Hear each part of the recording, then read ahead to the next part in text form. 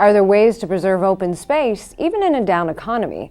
I'm Jill Horner. This is Comcast Newsmakers. With me this hour is Pennsylvania State Representative Kate Harper. She is also chair of the Board of Directors of the Montgomery County Lands Trust. Thanks for being with us. Thanks for having me. When we talk about the idea of open space preservation, in years past, this was one of the hot topics in Pennsylvania. The idea of preserving what was available, not making it available to developers. But in recent months and years, it's been much more challenging because of the economy. Where do we stand in terms of open space preservation? Well, I think there are two things. One is it's not quite top on the radar screen because you have so many fewer developments going on, so that people are not seeing the field next door suddenly turning into houses. So it's sort of off the radar screen in that sense. And also because government at all levels is having trouble funding programs, and Growing Greener at the state level and the Montgomery County Open Space Program have both cut back on how much money they have available for this type of purchase. But I have to tell you, there are some great bargains out there, because there are farms and other large pieces of ground that were once slated for development and that are no longer going to be developed, either because the developer is no longer interested or the demand's not there, or because the banks don't want to lend for that anymore. So there are some really good bargains out there. And that's where a land trust like Montgomery County Land Trust or the watershed associations that we have in the county can be very helpful.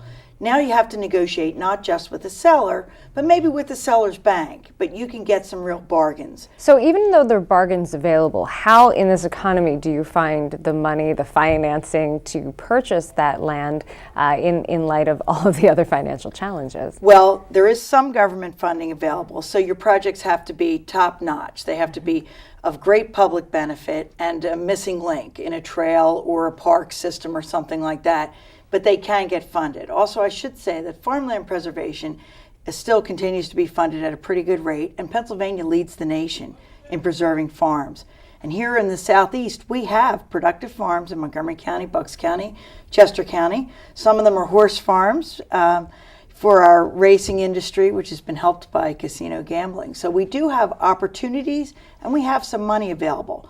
But by far, what the Land Trust is saying is property owners who want to keep their land open are taking advantage of federal tax benefits, recently renewed, which give very favorable tax treatment if you donate a portion of the value of your land or if you put a conservation easement on without being paid for it. Those federal tax incentives allow you to take your charitable deduction moving forward over 15 years.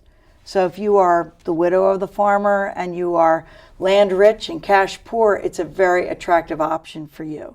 So we've been doing a lot of deals like that at the Montgomery County Land Trust. So really the idea has shifted from a focus on purchasing to more of a focus on looking for potential donations. That's right. Donations of land or donors who would like to give to Land Trust to keep preserving land. And why is this important now? Because what you want to do is save the land that should be saved and then build around it.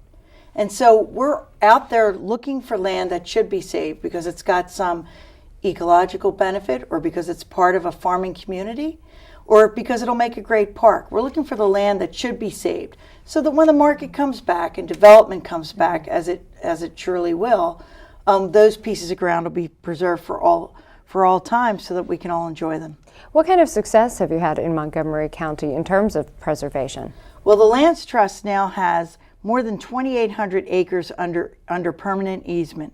So that's 2,800 acres preserved, and that's significant. We're doing a lot of work with township officials. Some of them have local funding sources, and there is still capacity for the county to borrow. The voters approved $150 million just a few years ago, and the county has only spent a fraction of that.